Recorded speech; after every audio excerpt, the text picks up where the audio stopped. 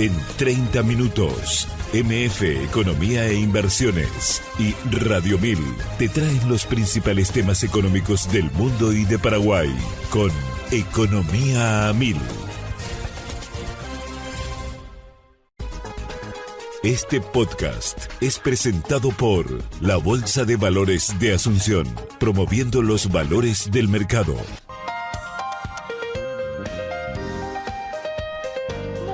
Muy buenos días, bienvenidos a una emisión más aquí de Economía 1000. Muchas gracias por la compañía de todos los días. ¿Quién les habla? Prince Otto, y ya estoy en compañía de Ada Caballero. ¿Cómo estamos, Ada? ¿Qué tal? Bienvenida. Buen día, Prince, buen día a la audiencia, ¿todo bien y vos? Todo en orden, nuestro saludo habitual, ¿verdad? Claro. No podemos romper el habitual. Y me dicen ya desde producción que estamos en contacto vía Zoom, y yo de hecho ya lo adelantaba ayer que íbamos a trasladarnos hasta el vecino país y estamos hablando principalmente y especialmente de Bolivia, así que ya estamos en comunicación con Hugo Rodríguez. Él es economista senior del Centro Boliviano de Estudios Económicos, CEDEC. ¿Cómo estamos, Hugo? ¿Qué tal? Bienvenido, gracias por atendernos. Hola, Prince, hola, Ada, buenos días, un gusto estar nuevamente con ustedes aquí desde la hermosa tierra boliviana.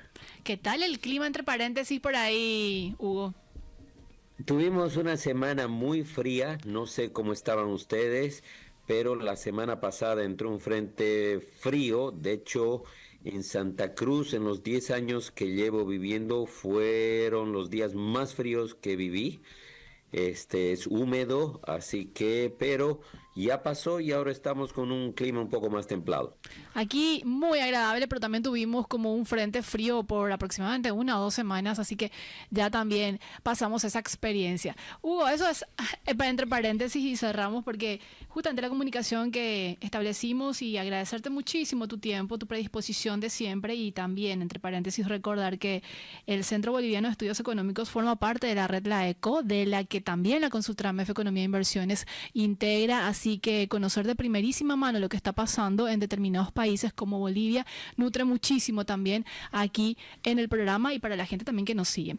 Hugo, queríamos hacer una suerte de actualización de los principales indicadores económicos de Bolivia y no podemos dejar de mencionar el componente dólar porque también vimos un fenómeno y de hecho lo conversamos contigo en algún momento, pero me gustaría arrancar de modo general, si pudieras compartir los últimos datos que tienen desde la consultora sobre los principales indicadores económicos que manejan en Bolivia.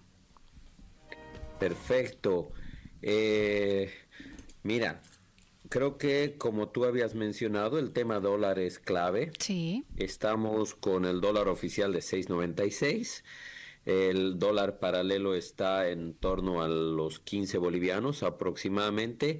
Se ha mantenido relativamente estable. ¿Y esto por qué? Porque, como habíamos comentado en alguna oportunidad anterior, el gobierno tenía 2 salvavidas al alcance. Uno, el hecho que el presupuesto general del Estado permitía la pignoración o poner en garantía el oro que le quedaba, las joyas de la abuela, si tú quieres. Sí. Y entendemos que ha estado haciendo un uso relativamente prudente en el caos en el que se ha metido de aquello, ¿no? Y eso ha permitido contar con algo de oxígeno suficiente. ¿Por qué? Porque necesitamos esos dólares para importar carburantes, ¿no? Importamos gasolina diésel y sin eso el país se para, y cuando aquella cadena de suministros se disloca, estamos con enormes colas. Anécdota, Sí. al director del centro le tocó hacer algo así como 22 horas de cola. A mí me tocó hacer 26 horas de cola en la gasolina. A mí me tocó estar algo así como 19 horas, ¿no? Y a los camioneros les está costando entre 3, 4 días para diésel. La situación no es sostenible, pero bueno, estamos en eso. Y lo segundo es que hace 2 semanas hubo un encuentro político, Sí. donde varias fuerzas políticas se pusieron de acuerdo y decidieron aprobar en la Asamblea, porque en Bolivia el nuevo endeudamiento se aprueba a través de la Asamblea Plurinacional, del Congreso si tú quieres, y se aprobaron algo así muy rápido como unos 150 millones de dólares, y habían en carpeta otros 400. y eso dio algo de oxígeno, pero el presidente salió estos días y dice que si no se vuelven a poner de acuerdo para nuevas aprobaciones, va a ser muy complicado importar gasolina y diésel, ¿no? Ahora, ¿eso en qué marco se da? Sí. Eso se da en el marco eleccionario. El 17 de agosto los bolivianos vamos a las urnas y eso ha generado una suerte de status quo en varios, en el entorno económico, diría yo. El dólar se ha mantenido relativamente estable en el mercado paralelo por las razones que te comenté. En el entorno económico la población boliviana está digiriendo ahorita los planes. Hay tres fuerzas, tres que van a la cabeza según las últimas encuestas. Una es la de Samuel Doria Medina, que es un empresario de larga data que hace varios años también entró en el ámbito de la política. Luego está Jorge Tuto Quiroga, que fue vicepresidente del Estado, exministro ministro en varias ocasiones, que son las fuerzas que están concentrando casi, digamos, dependiendo la encuesta, poco menos del tercio del voto, ¿no? Algunos entre 20, 25 y el otro va por ahí 26, 25, dependiendo la medición. En tercer lugar está el exalcalde actual y exalcalde de Cochabamba, Manfred Reyes Villa, exitoso sin duda en la gestión de la alcaldía, pero tiene una retórica que por momentos no llega a hacer conexión con la sociedad civil, con el votante, y ha estado disminuyendo su preferencia en el electorado y hoy está con un 9%. En el CEBEC hicimos un número porque más allá de los porcentajes, Sí. Nos interesa saber el peso relativo de la Asamblea y creemos que con estas tres fuerzas hay los 2/3 para hacer los cambios que se necesitan.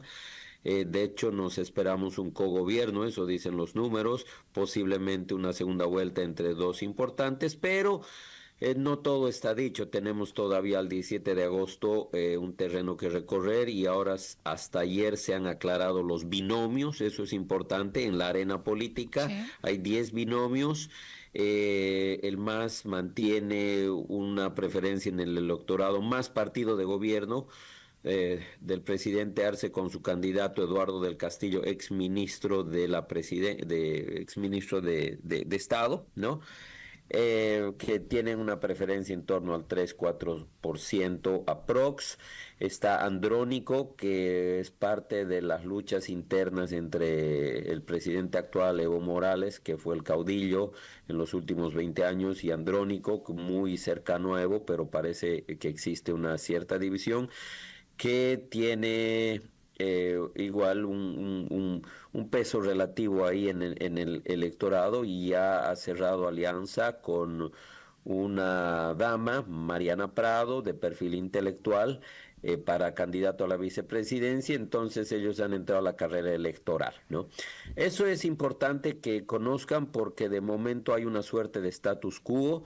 Últimos datos, salió el dato del PIB, el año pasado la economía creció un 1%, si tú consideras los 3/4 de crecimiento que el mismo Instituto de Estadística decía de un 2.5, tenemos un cuarto trimestre muy complicado, ¿no? Por otro lado, la inflación continúa en ascenso. Desde el CEBEC pensamos que cerramos este año con una inflación en torno al 26, poco para arriba, 30%, en un rango. Y esos son los últimos datos, ¿no? Actualmente, ¿en cuánto se ubica la inflación y si desde Bolivia tienen como una meta también en bandas inferiores y superiores, Hugo? Empiezo por la última parte. No tenemos en Bolivia una banda, Sí. ¿ya?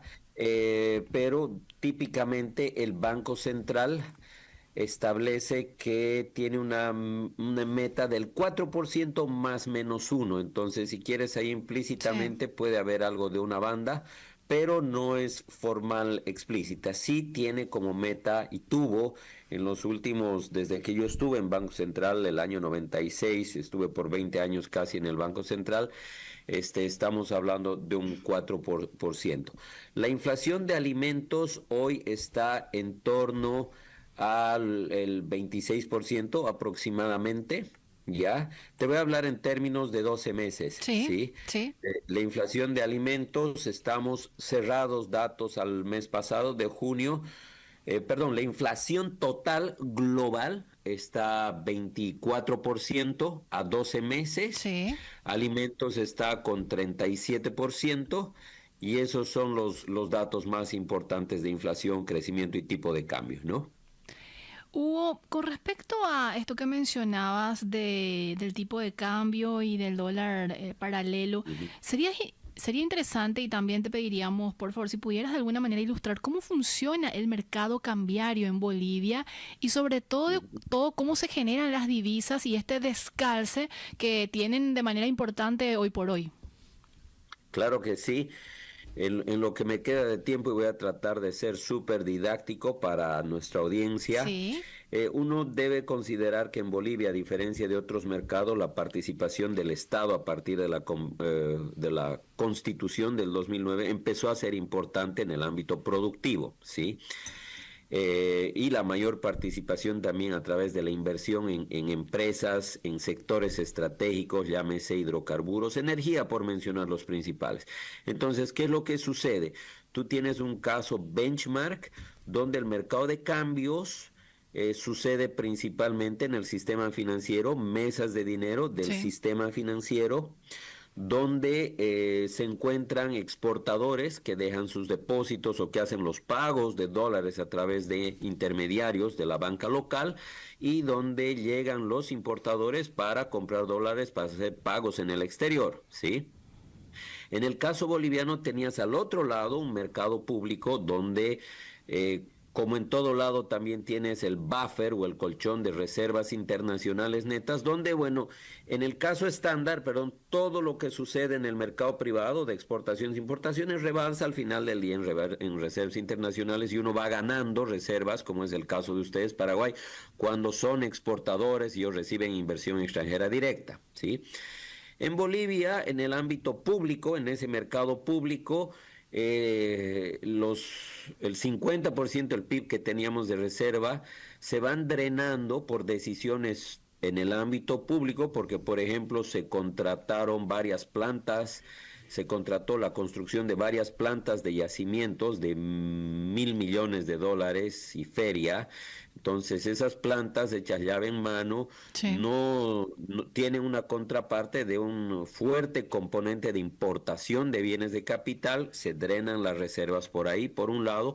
Por el otro lado, tú tienes una suerte de política pública no amigable con la inversión extranjera directa bajo el eslogan queremos socios, no patrones, y esos socios, el que quisiera venir lo hace en condiciones muy duras. Te doy un ejemplo, en el ámbito de hidrocarburos, el government take es cercano entre el 80-85%. Eso quiere decir que por cada dólar que llega, 85 centavos se quedan en Bolivia. Entonces, son inaceptables y no generan los incentivos, bueno, más que inaceptables, para ponerlo en términos formales, no generan los incentivos Sí. para que llegue la inversión extranjera directa, como es el caso de ustedes, ¿no?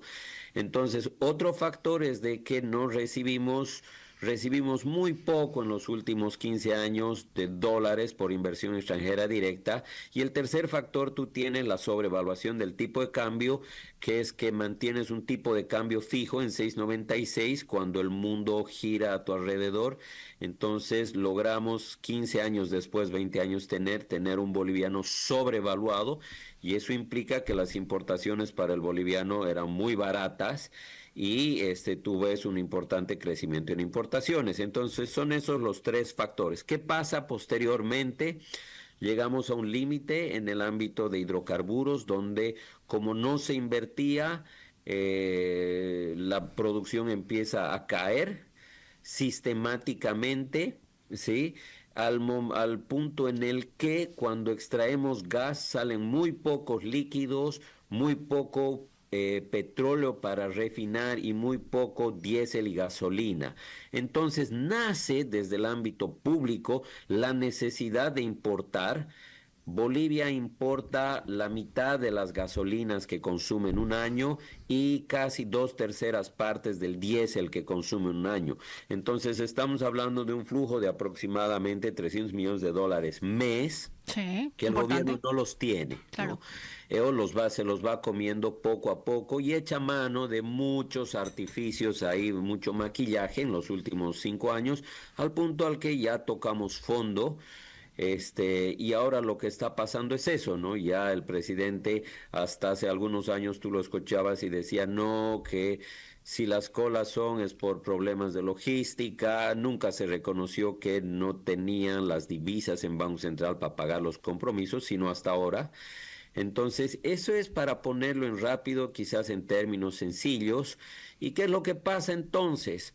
Como por el ámbito público los dólares son escasos, entonces necesitan ellos acordar con algunos exportadores la compra de divisas para que esos circulen directamente por Banco Central y se vaya a comprar el combustible que tenemos. Entonces te genera tú un descalce o una menor oferta en el ámbito privado a través de mesas de dinero, y lo que hacen ellos es lo que hace y lo que sucede en todo el mundo es empiezan a pelearse por los mismos dólares, es un mercado libre, y ahí es cuando, como tenemos un tipo de cambio fijo, el costo de adquirir un dólar se va trasladando en comisiones. Entonces empiezas a tener comisiones al inicio. Hace 4 años tú pagabas por giros al extranjero 2%, hoy estás pagando el 150%, pero eso empezó a escalar. Imagínate tú, si vas a importar algo en $100, le tienes que pagar al banco 150 por el costo de transferencia. Pero eso al final del día tiene que leerse como que el costo, si tú sumas el 6.96 más los 150 de diferencial, te va a dar que un 13.14, y ese es el dólar paralelo que tú estás pagando. Ese es el verdadero precio del dólar, que por la regulación en Bolivia tú tienes la tosudez del tipo de cambio 6.96, y obviamente tú tienes que añadirle algún margen bajo cualquier figura, en este caso comisiones que han sido reguladas, pero que hay otras alternativas, ¿no? Para ponerle el verdadero precio al dólar en el sistema financiero. Y ese es el dólar que tú ves en la calle de 14, 15 bolivianos por dólar, ¿no? Entonces, recapitulando, ¿qué es lo que ha pasado? Tú tienes un sector público que entró a ser empresario, pero fue un mal empresario, invirtió en grandes plantas, se comió los dólares, pero esos dólares no volvieron al país, esa inversión que hizo no se la recuperó, y por otro lado se dislocó totalmente, se trastocó la provisión estable de carburantes, tal que ahora tenemos que importar, y esas importaciones demandan dólares, y ese es el talón de Aquiles del gobierno. ¿Y de dónde va a sacar dólares si no es inversión? Pues tiene que endeudarse, y ahí tenemos, o ellos mismos pusieron el candado el 2009, que todo endeudamiento llega con nueva deuda. Entonces, como verás, la situación para el gobierno es de un margen muy estrecho de acción. Por eso es que los bolivianos esperamos con muchas ansias, con mucha esperanza, la elección del 17 de agosto, y que la transición sea muy suave, muy ordenada, y si posible desde un punto de vista personal, si se puede adelantar la transmisión del mando, porque esto debería ser del 10 de noviembre, pero es muy largo el periodo para la situación boliviana. Ojalá se dé. Hugo, muy, muy ilustrativo y muy didáctico lo que nos estás explicando. Ante este escenario de escasez de dólares, ¿qué alternativas tienen las personas, los empresarios, de alguna manera también generar este tipo de moneda? Imagino también como parte de su negocio o de alguna cuestión que tienen que hacer en materia de pagos. ¿Migran hacia otros países como Paraguay, Uruguay, Perú? ¿Cómo lo están viendo también desde la consultora? Gracias por tu pregunta, excelente pregunta, porque definitivamente lo que estamos viendo es que en momentos de crisis aflora lo mejor que tiene, es un momento de oportunidades y afloran las mejores capacidades del ser humano. ¿Qué es lo que hemos visto que ha pasado? Que los empresarios han empezado primero recortar costos, dos, manejar muy bien sus costos de importación de inventarios, se han ajustado obviamente las importaciones y de pronto tú tenías un mercado de masivos que importaban, no sé, por darte un número, 1000 SKUs. Hoy esos 1000 SKUs, que no todos les puedes transferir el costo de la importación al precio, se ha reducido a un número mucho más manejable, Sí. ¿no? Por otra parte, y tres, han empezado a pensar en exportar, porque un dólar de 16 en mercado negro abarata los costos para alguien que llega con dólares definitivamente. Entonces tú has visto ahí una suerte de varias iniciativas para exportar. De hecho, ahora en Caínco está el Bicilat, con muchos pitches y muchas iniciativas emprendedoras para exportar. Y a mí me toca de pronto revisar las redes sociales y veo que hay muchas iniciativas también, por ejemplo, zapatos que se están haciendo en Bolivia con tela reciclada, espectaculares, y que salió en el periódico y hablaba de las oportunidades que les estaban dando, las consultas, que las trabas que tenían era un tanto la capacidad, etcétera.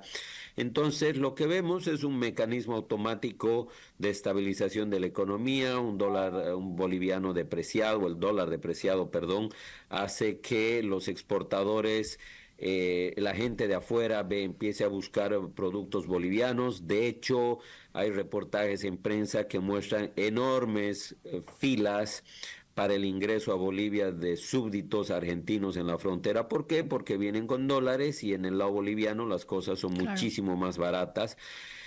Entonces, eso es lo que ha estado pasando. Para cerrar con el punto de vista empresarial, tenemos en Caínco, que es lo que nos toca ver, empresarios bastante activos que han puesto pies en el Paraguay, han puesto hay un caso emblemático, ¿no? El Banco Nacional de Bolivia, que es un banco que tiene una trayectoria en Bolivia de 140 años, recientemente tuvo una asociación con un banco, puso pie en Paraguay con una asociación en un banco allá, otro tanto están en Perú, Chile.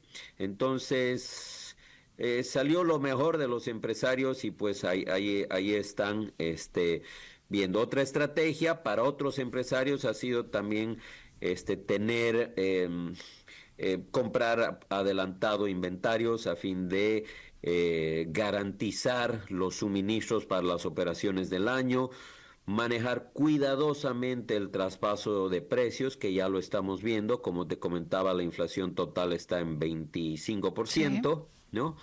Y otro tanto también han visto una suerte de creación de nuevas asociaciones empresariales donde se unen exportadores, importadores, suman fuerzas, cosa de tener la provisión de dólares necesarios, ¿no? Hugo, de estos candidatos a la presidencia, ¿algunos de ellos ya manifestó algún tipo de reforma estructural para tratar un poco también de reencauzar ciertamente el escenario económico de Bolivia? Y bueno, que me imagino se tiene que hacer de manera procesual también.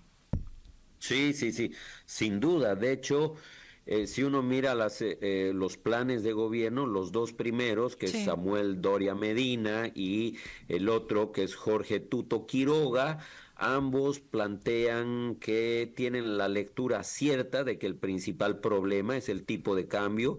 Entonces, más o menos coinciden en retornar a lo que teníamos antes. Claro que sí, como un paso previo de acercarse a la comunidad internacional, a los fondos multilaterales, para un soporte económico, para renegociar las obligaciones que tenemos, o inclusive hay propuestas para titularizar recursos naturales muy rápido. Entonces tienen por ese lado la lectura correcta de inicio, y en segundo punto tienen distintos planes para restablecer un sano equilibrio de crecimiento de largo plazo, ¿no? Uno de ellos, por ejemplo, es quitar todas las restricciones al sector exportador, que uno no entiende cuál es la racionalidad, Sí. aunque el gobierno termina diciendo que es para satisfacer la demanda del mercado interno, por ejemplo, de carne, porque la carne subió de precio, o de aceite, porque el aceite, la botella que todos consumimos en la casa del aceite comestible subió de precio, pero aquellas medidas son contraproducentes. ¿Por qué? Porque no permiten la llegada rápida de dólares y los precios no bajan, y eso es porque mi país, con 7.000 kilómetros de fronteras totalmente permeables, la gente en mi país tiene el incentivo para comprar una botellita de aceite en $1.20, llevar a la frontera, sobre todo en Perú, Chile, y venderla en $5, $4, que es el precio de mercado, ¿no? Entonces, la regulación de precios nos está pasando la factura, y los candidatos ya saben aquello, y al unísono ambos plantean la liberación total de las exportaciones y la liberación de los mercados, de las cadenas de suministro, porque es muy complejo, es muy difícil regular la economía, ¿no? Totalmente.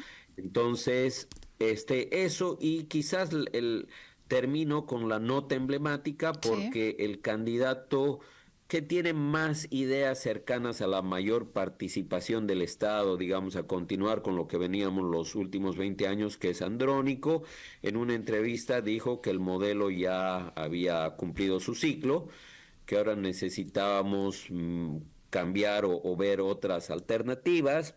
Su vicepresidente el día de ayer expresó, o está en prensa hoy, una lógica similar, ¿no? Que habla de que el modelo también ya está agotado, y necesitamos, y se necesita reencauzar las principales variables de la economía, ¿no? Hugo, como para ir cerrando la entrevista y agradecerte muchísimo tu tiempo, tu predisposición, como lo decía inicialmente, mencionabas de este paquete crediticio que tiene que tener obviamente el aval del Congreso, que sería como una suerte de réplica aquí en Paraguay. ¿De dónde provendrían este paquete de préstamos? ¿De qué organismo? Y sobre todo considerando también que asumo el nivel de financiamiento se ha vuelto muy, muy costoso para Bolivia si lo agregamos, por ejemplo, el componente de que su prima de riesgo país está casi por los 2.000 puntos. Sí, definitivamente, Prince. Este paquete de créditos son aproximadamente 1.300 millones que ya habían sido acordados, Sí.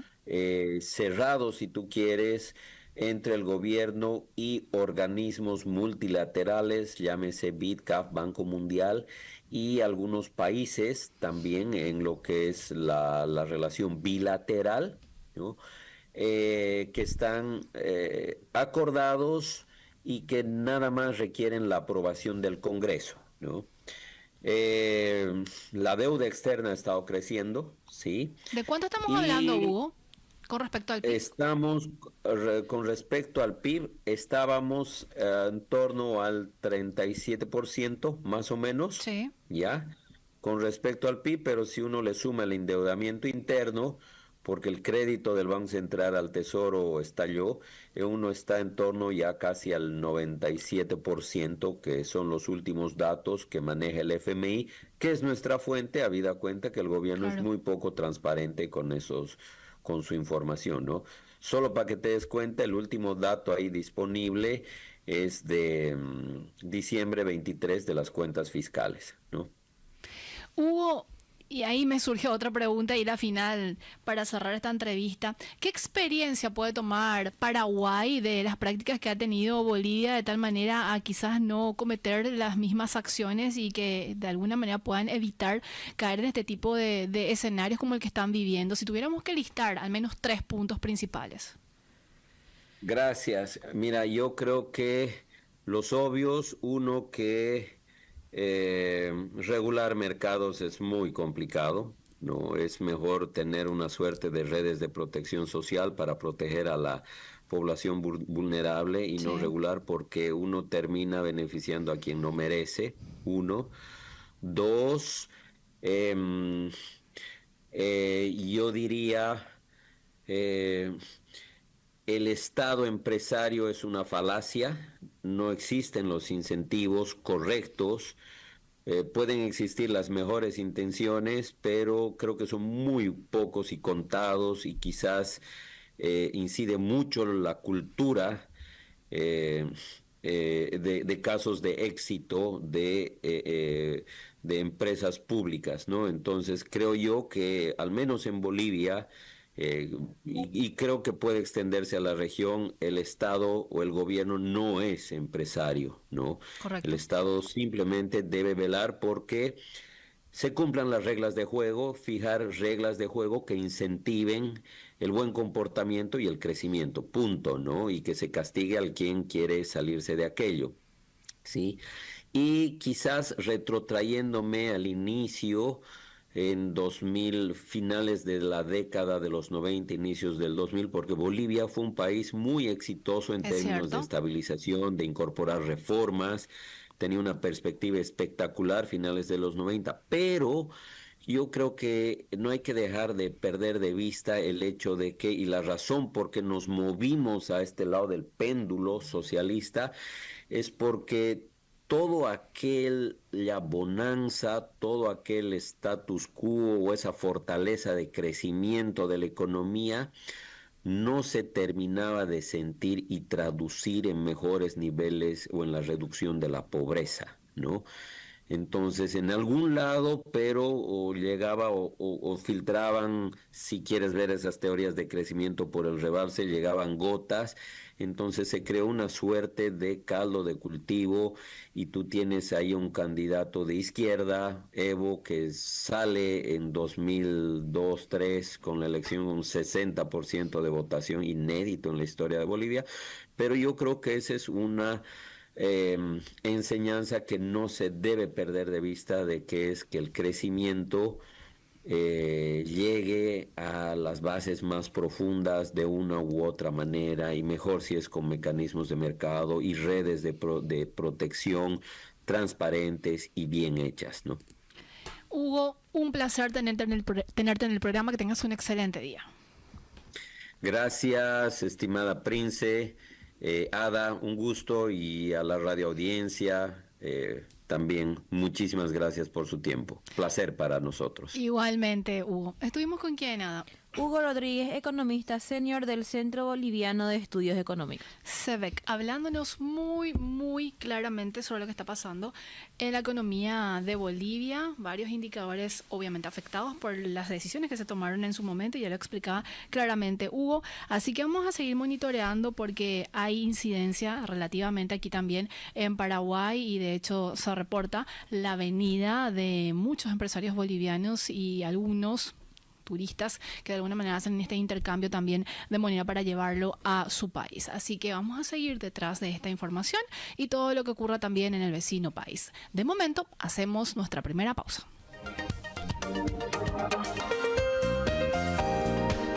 Seguís escuchando Economía 1000, muchas gracias por la compañía, y es momento de compartir las principales noticias económicas del día. Adelante, compañero.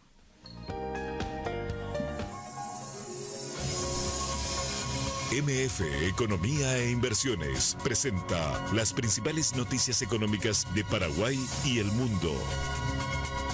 De acuerdo con Bloomberg en línea, Nvidia alcanzó una capitalización bursátil cercana a los $4 billones tras subir 1,80%, lo que impulsó a los principales índices del Wall Street. El Standard & Poor's 500 subió 0,61% y se aproximó a sus máximos históricos, mientras que el Dow Jones avanzó 0,49% y el Nasdaq ganó 0,94%. El repunte del fabricante de chips ocurrió en un contexto de tensión comercial creciente, luego de que Trump anunciara posibles aranceles del 50% al cobre y nuevas exigencias dirigidas a países como Irak y Filipinas, que entrarían en vigor en agosto si no se alcanzan acuerdos con Estados Unidos. De acuerdo siempre con Bloomberg en línea, las minutas de la Reserva Federal revelaron una división interna sobre el impacto de estos aranceles en la inflación, mientras algunos funcionarios anticipan al menos 2 recortes de tasas antes de fin de año, otros no esperan reducciones en 2025. Las tasas se mantuvieron en el rango de 4,25 5 y 4,50%. En el mercado de renta fija, los rendimientos de los bonos del Tesoro a 10 años cayeron a 4,34% tras una subasta. El petróleo Brent se mantuvo por encima de los $70 por barril y las monedas de América Latina registraron caídas ante la incertidumbre global, con el real brasileño bajo presión luego de críticas directas de Trump hacia Brasil. De acuerdo con Reuters, el precio del petróleo bajó este jueves en medio de la incertidumbre generada por las amenazas arancelarias de Donald Trump, quien propuso un arancel del 50% a las exportaciones de Brasil, además de nuevas tarifas a productos como cobre, semiconductores y farmacéuticos.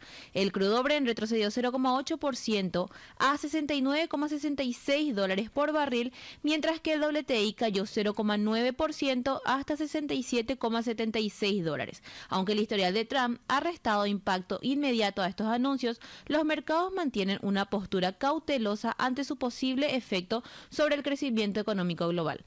Pese al retroceso de precios, hubo factores que ofrecieron cierto soporte al mercado, como la debilidad del dólar que abarata el petróleo para compradores en otras monedas y un aumento del 6% en la demanda de gasolina en Estados Unidos, alcanzando 9,2 millones de barriles diarios. Los vuelos globales promediaron 107.600 diarios en los primeros días de julio, un máximo histórico. Sin embargo, analistas advierten que el aumento reciente de cuotas de producción por parte de la OPEP+ podría no traducirse en una mayor oferta debido a limitaciones en países como Rusia o al hecho de que algunos miembros ya superan sus cuotas actuales. Siempre en el contexto internacional, de acuerdo con Bloomberg en línea, el gobierno de China comenzó a mostrar señales claras de querer poner fin a la prolongada guerra de precios deflacionista que afecta a sectores claves como el acero, los paneles solares y los vehículos eléctricos. Tras 33 meses de caída en los precios de fábrica, con un descenso del 3,6% en el índice de precios al productor en junio, el mensaje oficial cambió de tono. Altos funcionarios, incluido el propio presidente, reconocieron por primera vez el daño de la competencia desordenada y el exceso de capacidad, problemas que impactan tanto los márgenes como el empleo en un contexto de desaceleración de la demanda externa y tensiones comerciales con Estados Unidos. Aunque aún no se anunciaron medidas concretas, el Banco Popular de China identificó los precios persistentemente bajos como un reto clave, mientras que organismos como el Ministerio de Industria comenzaron diálogos con empresas para frenar la sobreproducción. Algunas industrias como la del acero y el vidrio ya contemplan recortes. Y de informaciones internacionales, muy internacionales, ahora vamos a regionales, Ada, y nos trasladamos básicamente a Brasil. De acuerdo con el portal Globo, el presidente de Estados Unidos, Donald Trump, anunció la imposición de una tarifa del 50% sobre productos brasileños a partir del 1 de agosto de 2025. La medida fue comunicada a través de una carta enviada al presidente Luis Inácio Lula da Silva, en la que Trump expresa preocupación por la supuesta persecución política contra Jair y acusa a Brasil de no respetar principios democráticos fundamentales. El comunicado también menciona que otros países enfrentan restricciones similares, pero que Brasil es el primer caso con una tarifa generalizada sobre todas las exportaciones. En la carta, Trump advierte que si Brasil responde con medidas similares, su gobierno elevará aún más las tarifas. Además, hace un llamado para que se garantice la libertad de expresión, el respeto a las urnas y la independencia del Poder Judicial. Desde el gobierno brasileño no hubo respuesta oficial inmediata, aunque la medida generó preocupación entre empresarios, exportadores y autoridades del sector productivo por el posible impacto en la relación comercial entre ambos países. De Brasil nos trasladamos hasta Argentina y de acuerdo con Clarín.com, el gobierno argentino realizó un pago de 4.300 millones de dólares en concepto de deuda, el mayor del año, lo que redujo las reservas del Banco Central a 39.168 millones de dólares, por debajo del umbral de los 40.000 millones. El desembolso incluyó 2.500 millones de dólares en bonos globales con la ley extranjera y 1.800 millones de dólares en bonares con legislación local. Aunque los fondos ya estaban aportados y apartados a la cuenta única del Tesoro, el giro al exterior impactó directamente en las reservas al tratarse de tenencias de inversores extranjeros. Con el Banco Central de la República Argentina fuera del mercado cambiario hasta que el dólar toque el piso de la banda 969 por pesos, la acumulación de divisas queda en manos del Tesoro, que en junio y julio compró 400 millones de dólares. En Wall Street, los bonos argentinos subieron en promedio 0,5%, pero las acciones cayeron con fuerza. Y aquí hacemos nuestro pequeño paréntesis porque tenemos que compartir la cifra del día antes de irnos al corte, Ada, y recordarles a todos los que nos siguen que pueden volver a escuchar este capítulo y los otros capítulos también en Spotify y obviamente también en el canal de YouTube. ¿Qué tenemos hoy como cifra, Ada? 47,6% es el nivel actual de dolarización del sistema financiero paraguayo, de un total cercano a 175 billones de guaraníes en depósitos, aproximadamente 83 billones están en dólares. Esto refleja el punto más alto de dolarización registrado hasta ahora en el país, evidenciando una fuerte preferencia por la moneda extranjera dentro del sistema financiero, comentó Lizardo Peláez, asesor y consultor financiero. Si te interesa descubrir más detalles, puedes escuchar el podcast completo en Spotify, búscalo en el perfil de Economía 1000 y mantenete al tanto de todo. Hacemos nuestra última pausa y a la vuelta un pimponeo de las principales noticias económicas a nivel nacional.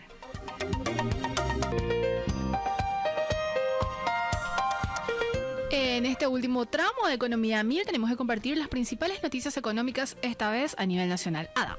De acuerdo con ABC, el Ministerio de Economía y Finanzas de Paraguay anunció que el déficit fiscal previsto en el Presupuesto General de la Nación 2026 se reducirá al 1,5% del PIB en la línea con la Ley de Responsabilidad Fiscal. El viceministro de Economía, Iván, señaló que la meta será posible gracias a una mejora en la recaudación tributaria y a la moderación del gasto público. Además, indicó que se mantendrá una política fiscal prudente con énfasis en la eficiencia del gasto y la sostenibilidad de las finanzas públicas. El MEF también adelantó que los recursos estarán dirigidos principalmente a sectores prioritarios como salud, educación e infraestructura. El documento presupuestario aún está en elaboración, pero las autoridades aseguraron que será presentado en tiempo y forma al Congreso. El compromiso con la consolidación fiscal busca reforzar la confianza de los inversionistas y mantener la estabilidad macroeconómica del país. Siempre con el mismo medio, abc.com.py, Petropar justificó el aumento de 380 guaraníes por litro en el precio de sus combustibles, argumentando la necesidad de recuperar los costos operativos acumulados desde marzo. La presidenta de la estatal explicó que durante 4 meses mantuvieron los precios sin variaciones, pese al incremento en las cotizaciones internacionales del petróleo y los costos de flete, absorbiendo esas subas con márgenes reducidos. Señaló que esta medida fue insostenible en el tiempo, por lo que se decidió aplicar el ajuste para garantizar la reposición de stocks y la operatividad de la empresa. A pesar del aumento, directivos de la petrolera estatal aseguraron que los precios de Petropar siguen siendo inferiores a los del sector privado y que la empresa continuará ofreciendo descuentos especiales a sectores como taxistas, transportistas y motociclistas. También destacaron que la decisión se basó en un análisis técnico y financiero priorizando la sostenibilidad de la institución sin afectar bruscamente al consumidor. El ajuste busca asegurar el equilibrio económico de la estatal sin interrumpir el suministro al mercado local. ¿Más información, Ada? Siguiendo con el mismo medio, este tema incluso habíamos abordado ayer con el viceministro de Industria, y en ese contexto, el Poder Ejecutivo presentó un nuevo paquete de leyes ante el Congreso Nacional con el objetivo de fortalecer el clima de inversiones en Paraguay. La propuesta contempla reformas que buscan dar mayor seguridad jurídica, mejorar los incentivos para atraer capital extranjero y agilizar trámites administrativos vinculados a proyectos de inversión.